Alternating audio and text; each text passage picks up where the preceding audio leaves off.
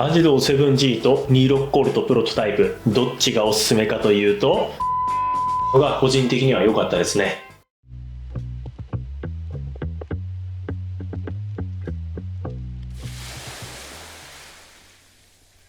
はい、こんにちは、矢野です。今回はオリムピックさんから発売されたこちら26コルトプロトタイプ642の L の HS プラスを紹介します。よろしくお願いします。2026年のフィッシングショー大阪で触った中で一番テンションが上がったロットがこの26コルトプロトタイプ642のソリッドモデルでした。で、この竿を使ってみたいと思ったので発売と同時に購入して使ってみたのですが、最初にちょっと注意としてお伝えしないといけないことがあります。というのも、フィッシングショーで展示されていたものを触った時は、上田の TFL64RX というパツパツのロッドに近い感じで、135g のリールをつけて確認したロッドバランスも全体的に向上していたとお伝えしました。ただ、実際に届いた製品版を使ってみると、展示品よりも張りがやや弱くなっていて、135g のリールでは少し先重りするようになっていました。ロッドバランスに関しては、ガイドを固定していたエポキシの量が増えた個体差の可能性もありますが、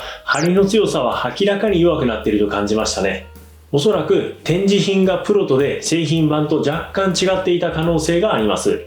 なので、以前 TFL の 64RX と似ていたと紹介していた動画を見て購入を検討されている方は、できれば釣り具屋さんで実物を触ってから購入することをお勧めします。今回はそういった前提も含めて僕の手元に届いた製品版を使った感想として紹介していきますね。感度はめっちゃいい感度が出ていますね。アジが食ってきた時のあたりもコーンという金属的な反響で手元に伝わってきます。通常のアジのあたりが取れるのはもちろん、網パターンや産卵期の繊細なアジのあたりも取ることができました。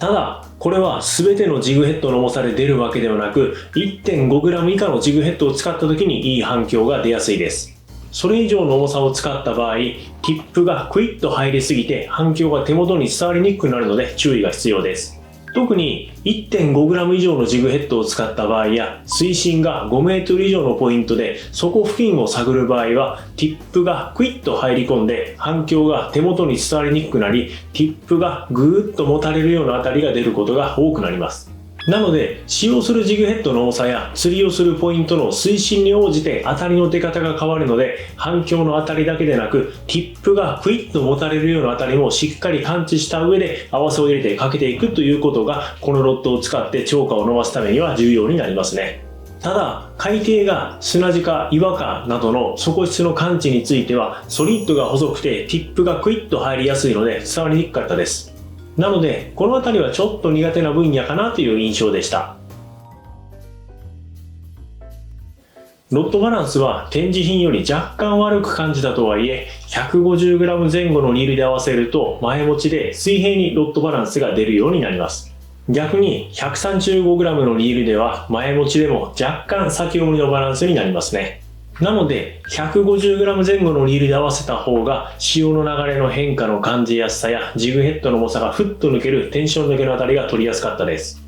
欲を言えば5万円前後の価格帯のロッドなので、アジドー 7G シリーズのように 135g の軽いリールでもタックルバランスが出ていたら嬉しかったのですが、それでも前作の23コルトプロトタイプよりもロッドバランスは全体的に向上しており、ロッドバランスを意識して設計されたのかなと感じました。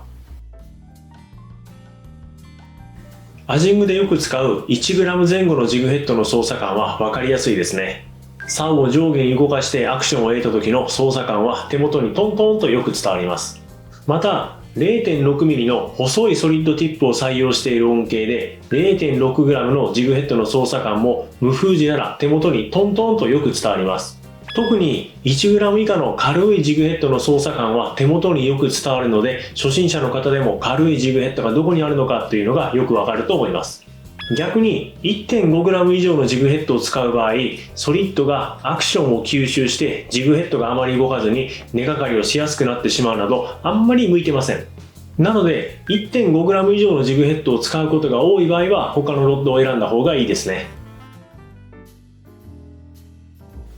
リールシートの形状の関係でリールフットに指を挟む持ち方が持ちやすいです。一方でリールフットに指を挟まない前持ちだと安定して握れないのでちょっと持ちにくいですね。前持ちで持つとアクションを入れた時やアジをかけた後のやり取りをする時などあんまり手元が安定しなかったので IPS や VSS のリールシートと比べて使いにくかったです。その反面リールフットに指を挟む持ち方で持つと手元にしっかりフィットして持ちやすいです。特に中指と薬指、この間で挟んで持つと持ちやすいですね。まあこの辺りは手の大きさとかによって持ちやすさも変わりますので、このリールシートの現物を触ったことがない方は釣り具屋さんなので一度触ってから購入するのがおすすめです。で、あと個人的にこのリールシートに関して気になる点が一つあります。というのも、このリールシートが開発された後に掲載されたスーパーコルトの記事では IPS を使用することで高感度を実現したという説明がありました。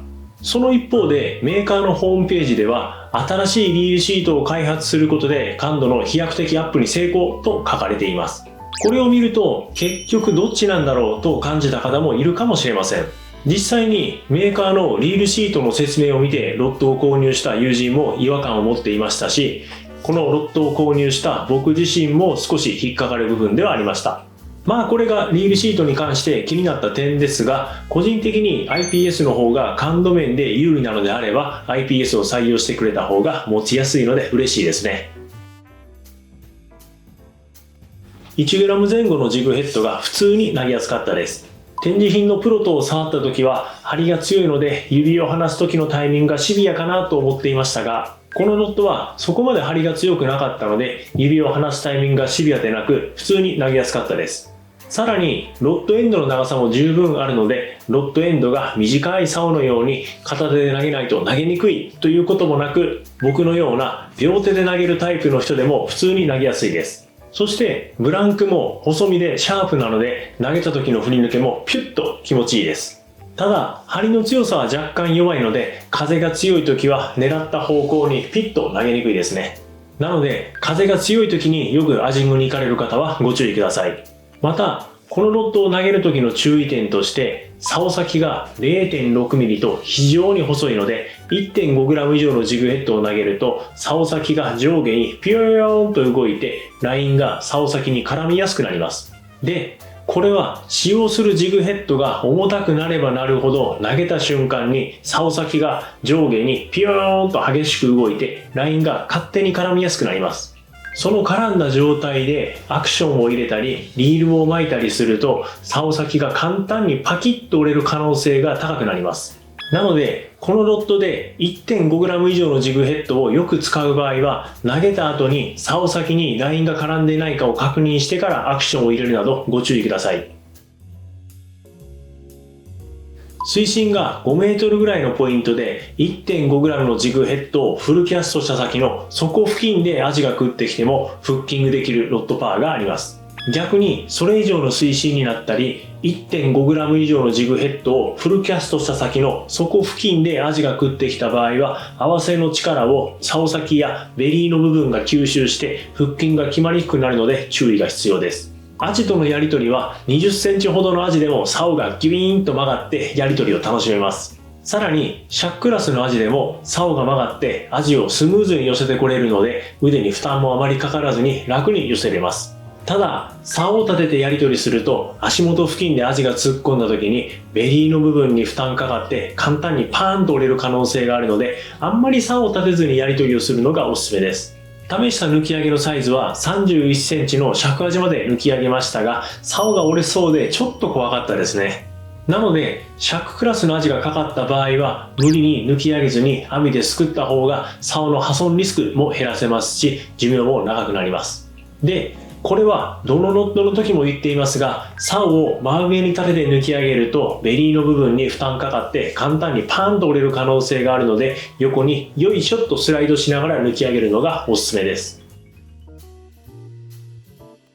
水深が5メートルぐらいまでの後半部のポイントで 1.5g までのジグヘッドを使ったリフト&フォールの釣りで使うとこの竿の性能を活かせますね。対象のアジのサイズはシャックラインまででラインはエステルが使いやすいです。5メートル以上の深さがあるポイントでも探る範囲が水深5メートルぐらいまでならジグヘッドが水圧に負けずに操作しやすかったりとか合わせも決まりやすいなど快適に使えます。逆に水深5メートル以上のポイントの底付近をリフト&フォールで探ったり 1.5g 以上のジグヘッドを使ってピッと遠くを釣るようになるとアクションを入れてもジグヘッドがあまり動かずに根がかりが多発したり投げた時に竿先にラインが絡まりやすかったり竿の張りが弱いので合わせが決まりにくいなど結構ストレスを感じる場面がありました。なので 1.5g までのジグヘッドを使った近距離の釣りメインで使うとこのロッドの性能を活かせるのでおすすめです。1.5g 以上のジグヘッドを使うことが多かったり水深 5m 以上のポイントで釣りをすることが多い場合は他のロッドを選んだ方がいいですね。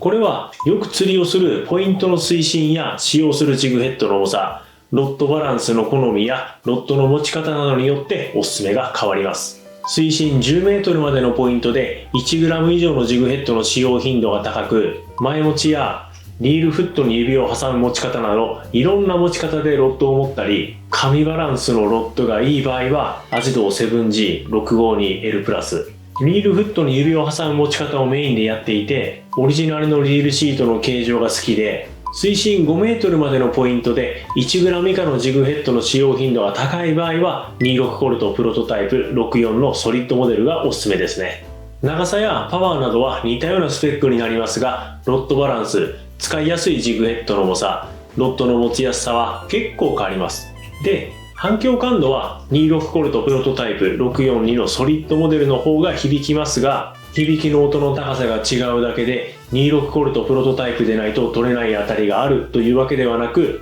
アジドー 7G でも普通に感知できます。なので自分がよく行くポイントの水深や使用頻度が高いジグヘッドの多さ、ロッドバランスの良さや竿の持ち方に合わせて選ぶのがいいですね。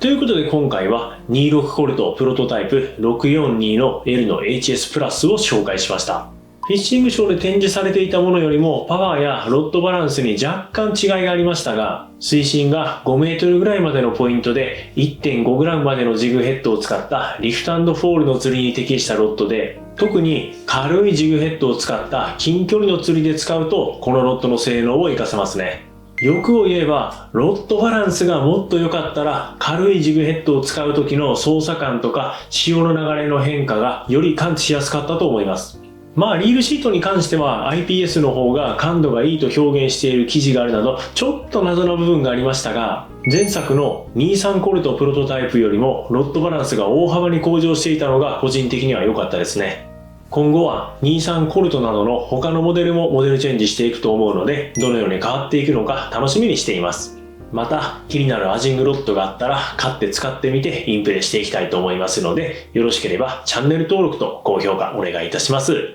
それでは今回の動画は以上になります。最後までご視聴ありがとうございました。